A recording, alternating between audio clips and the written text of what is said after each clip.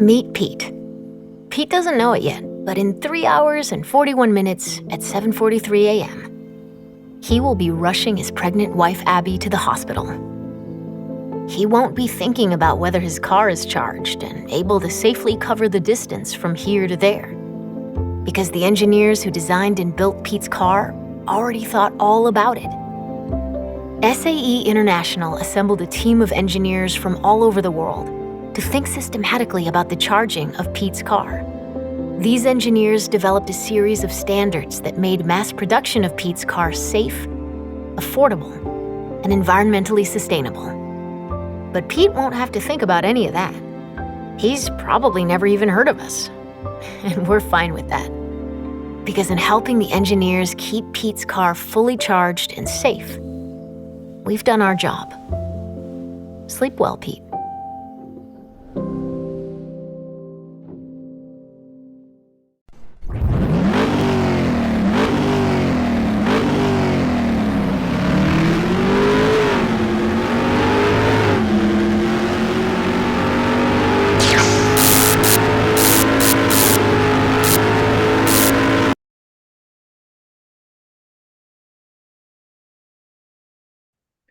Hello and welcome to Supercharged.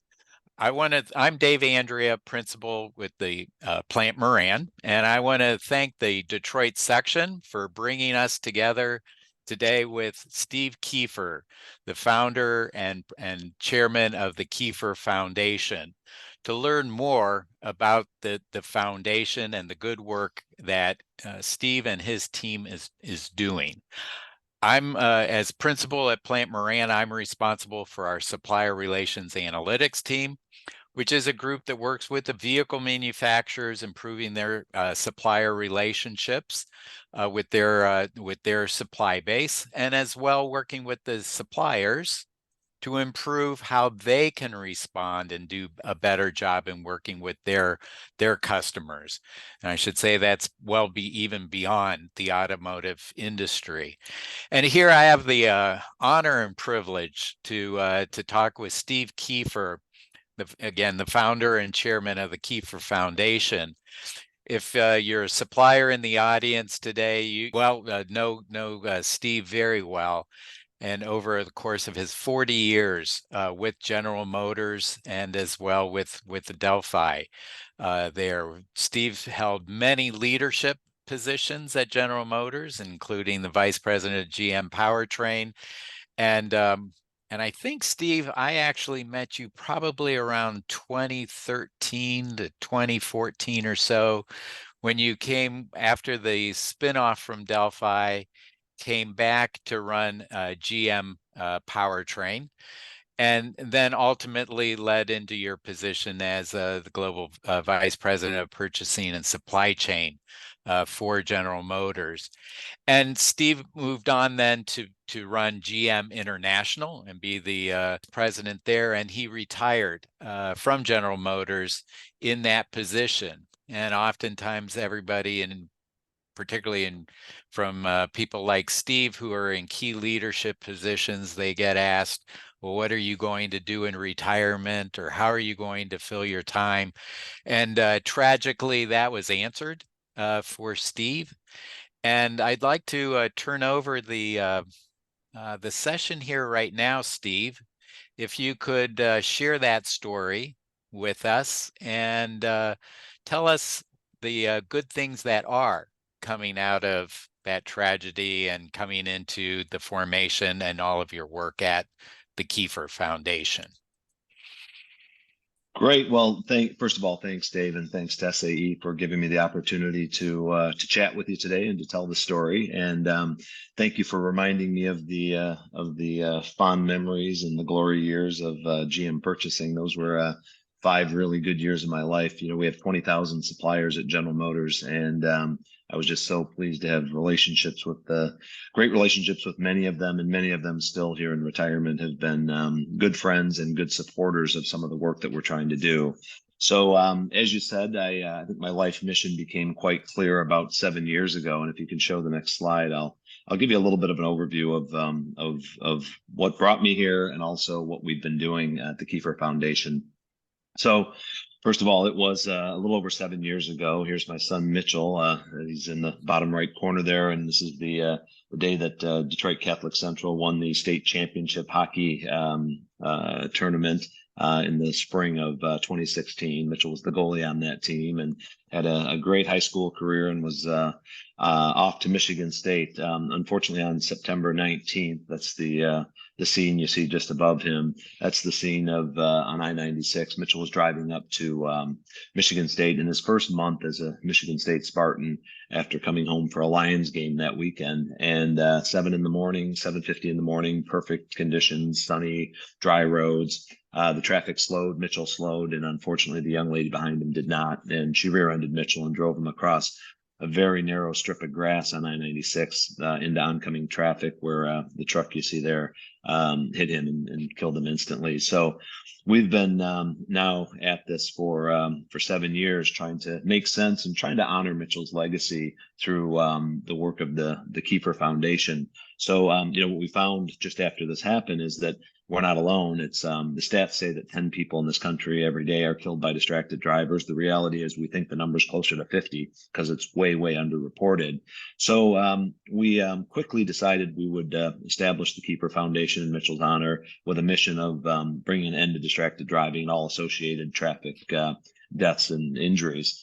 And it's turned out to be, a very challenging task here. This mission is quite challenging. So we established, if you can go to the next slide, we established these 3 pillars, which is really where we organize all of our work. The pillars are awareness, policy, and technology. And I've got a few slides just to describe what we're doing in each of those cases, and then we can talk a bit more about them. But first of all, as I just said, most people aren't aware that there's 50 some people that are killed every day in this country by a distracted driver.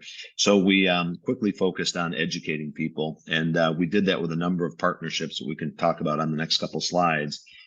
We partner with an organization named Brakes that gives safe driving courses. These folks have educated 120,000 kids around the country over the last 15 years on safe driving techniques, and they're a great partner to bring safe driving techniques to young drivers. The next slide shows another partnership that was important to us, USA Hockey. This was actually the ice rink where Mitchell won that state championship, and USA Hockey, which is the governing body for amateur hockey in the country, was kind enough to dedicate that rink to Mitchell. So it's really quite moving. But as you see the rink, it's not just about Mitchell. It's all about distracted driving. They use the term "put it on ice," and over 500,000 people each year go through this rink and get educated on the dangers of distracted driving. All about awareness. The next page shows another partnership that we have with the Michigan Department of Transportation. As I mentioned, Mitchell was killed by being driven across a very narrow median on I-96. It was 52 feet of flat grass that if there would have been a cable guardrail there, that would have stopped him from going across the median and saved his life. So we quickly worked with MDOT to put in 5 miles of cable guardrail. We did it, in my mind, it was a bit of a symbolic gesture, but in reality, there were 12 times that guardrail was hit in the first year after it was put in place in 2017. So we know we're saving lives, and the Governor Schneider at the time, was kind enough to dedicate that strip of road to Mitchell, as you can see on the sign on the left. Again, all about awareness. We started this campaign that we refer to as Just Drive, and I often carry these Just Drive paddles, which are hand fans that can also be used to let other drivers know that they should stay focused on the road. This was kicked off with a good friend, Tom Brady, a little over 2 years ago on 4th of July weekend. And if you look at our website at mkiefer.org, you'll see a number of videos that people have recorded in this Just Drive campaign. The message is really simple. Just when you're behind the wheel, put your phones down and just drive, as I'm showing here on my shirt as well. Again, next slide, but all about awareness. So, unfortunately, what we find, though, is if you survey people, 95% of the people understand that using your phone while driving is an unsafe behavior. Yet some 84% would admit that they still do it at times. So even with the awareness, we're not actually getting the results that we need. It's not changing behavior. So if I can move on to the next slide, we'll talk just a little bit about policy. We believe that policy is extremely important because it's very analogous to the drunk driving campaigns of 20, 30 years ago. Stiff laws would basically change behavior if there was, stiff laws and strong enforcement. So next page, we can talk about a program that we refer to as Hands-Free USA. These laws, these distracted driving laws, we refer to them as hands-free. Basically, it makes it illegal to hold a mobile device while you're driving an automobile. And the only form of connectivity that's allowed is hands-free mode, which is why we call them hands-free laws. This is a picture of Governor Whitmer in her first State of the State address, whatever that was, 5 or 6 years ago, basically inviting us to the State of the State address and saying that she wanted to make Michigan the, I believe it was the 16th state to have these hands-free laws in place. Well, it took us quite a while to get it done. So if you can go to the next slide. We're extremely proud. This was June 7th of last year when Governor Whitmer actually came out to Mitchell's Ice Rink and signed that bill into law. So it took us 5 years to get it done. But it's now the law in Michigan, so it's illegal to hold the phone while driving an automobile, and it's a primary offense. If an officer sees you, you'll be pulled over and ticketed. And Governor Whitmer was just a strong supporter for that whole period to get that done. The next slide, I think, shows some results. We work with a partner called Cambridge Mobile Telematics that provides the safe driving apps that many of you see on your phones that or see advertising for from like Geico and State Farm and Allstate. And these apps, if you use them and drive safely, can bring your insurance rates down 20 to 30%. Well, the secondary effect is there's this telematics data where they can monitor then for all the users how people are driving. What this data shows that is in the 3 months following the law being enacted in Michigan, distractions went down 12.7%. Good, maybe not great, but good results. What we generally find, and you'll see here on the next slide, the states that have these laws in place. We now have 29 states, including Michigan and Ohio, which were done last year, that now have these laws in place. And in all the states that implement these laws, the crashes and fatalities typically drop 10 to 20%. So we know that they're effective, and over time, I'm sure the law, if the awareness and enforcement campaigns are in place, these laws will be extremely effective in Michigan and in all of the states in the country.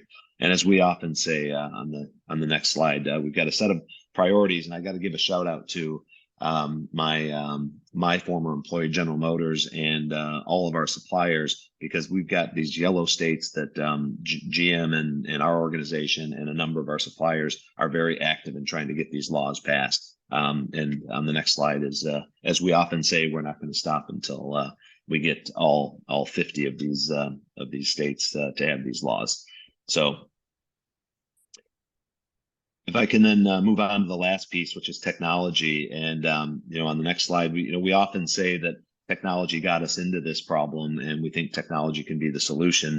What I mean by that is, of course, the cell phone. If you look at where distracted driving and fatalities and crashes increased significantly, it was with the rollout and the high penetration of cell phone use. So the cell phone can bring all kinds of technologies that can help end distraction. The next slide shows a couple of those. Tools that are available on your phone right now, like do not disturb mode or safe driving mode. These things are, can be turned on immediately. And I would encourage all of your listeners to make sure you're using those tools. They're very easy to turn on. Make sure your loved ones are doing the same. And it will, stop the distractions. It'll basically block the calls and texts and let the other party know that you're driving, and you'll respond when it's safe to do so. The next slide, I think, shows some other technologies. This is the safe driving app that I mentioned before. Again, I would just encourage all of your listeners, call your insurance company and ask them about these apps, because again, you can save 20 to 30% on your insurance, but also they're very effective and very addictive, meaning you get addicted to driving safely and constantly trying to get scores above 90 as shown on here. So those are, and if your insurance company doesn't offer it, I'd encourage you to go find an insurance company that does. The next slide, I think, shows just some other data about the power of telematics, and that's again this Cambridge data that we use basically shows that 34% of the crashes, people are on their phone just before these crashes happen. So we have a lot of data. There's no one can dispute the fact that this is a real problem. And then maybe a couple more quick slides. I mentioned already this telematics data, very powerful to show us state by state, even like, county by county, city by city, daytime, nighttime. There's all kinds of analytical data that you can get once we get a lot of users using this safe driving platform. And then last couple of slides, these are some technologies that are really effective. So this is the driver monitoring systems. We're partnered with Magna, but many of our tier one automotive suppliers now offer these products. They're in production. My current Cadillac Escalade and Lyric both have driver monitoring systems that watch my eyes when I'm using Super Cruise and make sure that if I'm drowsy or if I take my eyes off the road, I'm alerted and eventually it'll shut the car down. This technology is now legislated in Europe, so all new European vehicles have this technology. And we know it's effective at reducing distraction, reducing drowsiness, and we're pushing hard to have the same legislation here in the U.S. Again, it's technology that's robust, it's in production and ready to be deployed. Unfortunately, if you look at this chart, we talk about a road to zero, and often people talk about our vision at General Motors: zero crashes, zero emissions, and zero congestion. On the zero emission front, we have an industry that's spending $850 billion to get to this high level of EV penetration and basically eliminate the internal combustion engine. But if you shift to the zero crash sort of pillar, you look at the results, and we've basically got the fatalities in this country are up over 20% over these last 15 years. So for all the work that many organizations like ourselves and others are doing, we're going in the wrong direction. So something more has to be done. And then, so finally, I would just say, there's so much that your audience can do. I won't go through all of these, but I would just say, help us spread the message, get out on social media, make sure you're aware that this can happen to your loved ones tomorrow. And we all need to do something to try to correct this and turn on, all of the tools that can be used. Go ahead. Just one or two more slides and then we'll wrap up here. So, we've got incredible support from probably many of your listeners. We do a large charity golf event at Oakland Hills in Michigan on May 20th this year. And I know I see a lot of my automotive supplier friends and OEM friends always join that for us. So we appreciate that support and hope to see many of you on May 20th. Policy, just keep pushing in every state to help get these laws passed. And the states that have them keep pushing for further awareness and enforcement. And then finally, the technology solutions. I would just summarize this by saying, use the technology that's currently available. Use the do not disturb, the hands-free technology in your new automobiles, and help us push this technology because it really can eliminate this problem. And finally, I just say thank you to all of your listeners for giving me a chance to tell Mitchell's story, and be great to have a bit of a conversation about it now, Dave. Very good. Thanks so much, Steve. That's a remarkable change and shift that you took on, and how much you have accomplished in those 7 years there. I guess I just want to start off thinking about, you've spent your life in the corporate world, and certainly there are corporate politics. And here you are now in the public sector, very public, with public hearings and meetings with all the legislators and things like that. And I guess just you start us off on some lessons learned that you've come across over the last 7 years here of accomplishing that map of the United States as we saw it, of getting the legislation enacted that you have so far. Yeah, well, it's been a real challenge. Traffic laws are state laws, so they have to be done state by state, and every state's got a different timeline, a different policy, a different process, and a different culture. So, I reflect back on the GM days, and we were able to get amazing things done in a very short amount of time. The capable workforce, very passionate people, and well aligned and running quite efficiently. I never felt like we were in a bureaucratic or a political organization. You shift to this government work where you're trying to get legislation passed in each state, and it really is quite shocking how inefficient it is, how often you get resistance for very illogical reasons. Unfortunately, there's a lot of people that play politics in these legislative circles. It was especially surprising to me that when we propose things like hands-free laws, in the interest of safe driving, most people are kind of shocked as to why there would be any feedback. It's not a controversial topic. It should be kind of a no-brainer, as most people say.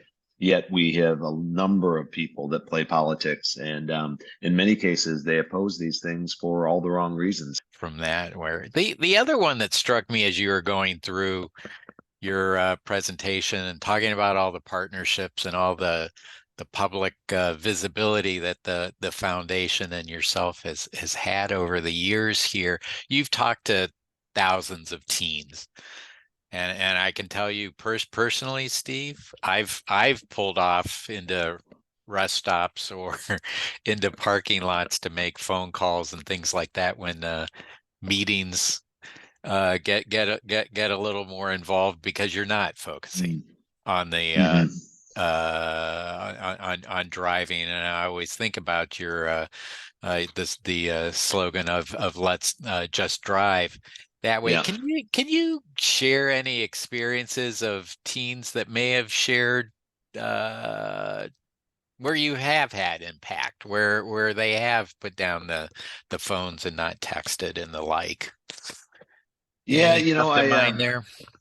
Yeah, I mean, certainly, it seems that every time we have the discussion, you never know how big of an impact you're having. But I'm always pleased when young people will tell me afterwards that they've either they've changed their behavior, or we often distribute a book called "Survive the Drive," which I'll send to you that you can share with your listeners as well. It's a really easy read for young drivers. But when I talk to young drivers after they've gone through either our simulation programs or these breaks, safe driving classes, or just a seminar where we speak about it, they're always quite positive and impacted. We often try to get young people to make videos to describe how they've changed their behavior, and I think those videos can be very, very effective as well. Having encouraging young people to speak out when they're a passenger in a car, to tell the driver that if you don't put your phone down, I want to stop the car and get out of the car. So yeah, I've had several examples of just that, and it's not just the young people. I hear it all the time from the more experienced drivers like ourselves that would say the same, that they didn't realize how bad they were, but now they've completely changed behavior. So that makes us feel like we're getting something done, at least. Indeed, yeah, and that's probably the teen to teen is as powerful as the Tom Brady's of the world to the teens here. Probably is. Yeah, exactly. So I would be amiss, since this is an SAE webinar here, of not talking a little bit more about the technology. And you mentioned a couple on both the vehicle side and the car side. One clarification when you were talking about in Europe and the in-car cameras and the like to show driver monitoring systems. Yeah. So is that across the board, or is that in just the like the Super Cruise and the like that is in the lyrics and the Escalades? No, it's actually across the board. So it's now all new vehicles in Europe, and it's a phase-in period like everything we do in Europe from legislation. But all new vehicles are required to have a driver monitoring system, which is capable of drowsy detection and distracted detection. So, it's one of the things that we've been talking. I've been quite active in talking to the automakers as well as NHTSA and the Department of Transportation, because we always like to talk about global harmonization in our industry. I spent most of my life working on automotive emissions, and we would have loved to have common emission standards between the U.S. and Europe. We could have saved a lot of money and done And even better time. things for the Yeah. environment and time. So I'm reminding people of that if you commonize to that European standard and made all vehicles have these driver monitoring systems, the cost would come down, the implementation would come down, the proliferation across global platforms would be reduced, and most importantly, we'd save lives. So hopefully that will resonate with some of your listeners and some of the people that are responsible for getting this technology implemented in the U.S. Yeah. And then on the phone side, is that your work there? Is that carrier to carrier and phone manufacturer to phone manufacturer, or are there umbrella associations, industry associations that could adopt some of these technologies? A lot of it, I would say that it's really it's core to the phone technology. So I think what Apple and the Android systems, the iOS and Android systems, they both have these tools for do not disturb mode. Let's call it the focus mode. I think it's called on the iPhones now, but so I think in that case we've got good involvement by the phone makers. We can't put it all on them, even though it is their product that's addictive. There's enough tools out there that if people would use them, like the hands-free tools in the automobiles and these do not disturb mode, I think that there's enough out there that if we can somehow make it default to those, meaning you don't have to turn them on. The default mode is that they are turned on, and you have to and you have to actively turn opt them out. off. Things like that would make it a little bit more effective, but it all comes down to doing things that will change behavior. Because as long as and that's why we come back to these policy issues. If it's not illegal, unfortunately, people will probably, and even if it is illegal, people will probably do it. But certainly speed limits work, DUI and alcohol levels work, and we think that hands-free will work as well. Mm-hmm. Good. And you showed some examples of the crash data that we do have after implementation here. And how would you take it to like the other states you're working on, or do they accept the Michigan data, or how are you looking at the quality of the crash data that we have here now? It a couple of things. One is I would say the quality of the data is kind of a function of the sample size, and which is why I'm so active with this Cambridge Mobile Telematics organization to try to get more people to use that. If we were live with all of your listeners, I would probably poll them and say how many people are aware of these safe driving apps and how many are using them. And usually when I do that in a large audience, it's never more than 5%. So if you think about an app that, and a lot of people are financially driven, an app that can reduce your insurance rates by 20, maybe 30%, and all you have to do is drive safely. It's amazing to me that more people don't do that. So, I think that's just one example of, how we could, really change behavior, and, offer something that's actually a financial benefit and will actually save lives. Good. Well, thanks for that. And just summing up then, Steve, and thinking about, again, back to that illustration that you had on the 50 states and how you're moving, I would imagine, from the text only, moving it to complete hands-free and getting that whole map all filled in. What else can our listeners do, or other things that you would suggest? And let me just say it both on the political side. Does your website have information about that in terms of influencing legislators? And then secondly, thinking about the partnerships that you've already have created, are there gaps or things that you might encourage our listeners to approach the foundation to help you fill in any gaps? Yeah, no, thank you for asking. So our website, which is mkiefer.org, mkiefer.org, and on the site most of this information is there, and you'll also find opportunities and different ways that you can support what we're trying to do. And there's a donate now button there as well. But I always tell people, this is not an organization that needs. I mean, we always can use some money, but for me, it's much more about influence. I often tell people that I'd rather have you write 1,000 letters to legislators than give me $1,000. And that's just one example of in some of the states where we highlighted in yellow there that are priority states. For your listeners that have facilities or activities in those states, I'd encourage them to get involved and make sure that their legislators know that this is something that's important to them. I'd come back to just saying, we're a family where nothing bad ever happened to us. And then one day you get the phone call. This can happen to any one of your listeners today. I mean, and by the way, I'd go so far as to say every one of your listeners, either their children or someone in their children's friend group will be impacted by this year. It may just be a little fender bender. It may be a small crash. It may be an injury. It may be a death.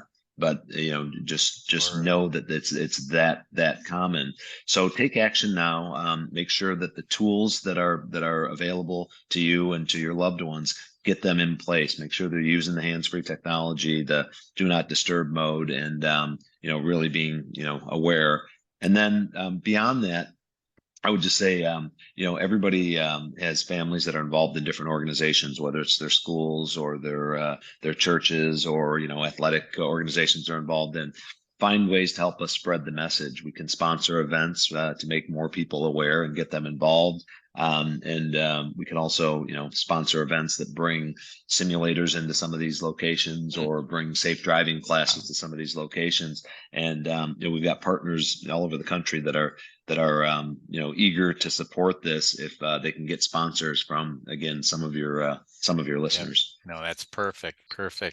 And finally, that upon each and every one of us of just drive, right? Yeah. I'll do it. Well, Steve, thank you so very much for spending the time with us and sharing your story and certainly how passionate you are about this activity. And this is just one of those elements as we look at the automotive industry of how the automobile can be so productive and so enjoyable and everything. But then, as you were saying just there in your closing remarks, in just an instant, it can flip around completely. I want to thank all of the viewers for listening in and certainly encourage them to reach out to the Kiefer Foundation, and thanks certainly to the SAE Detroit section staff for all their behind the scenes work in getting this webinar to all of you. If you have any questions on the presentation or about the Supercharged series overall, please email those to the address that's up on the screen there, events@sae-detroit.org.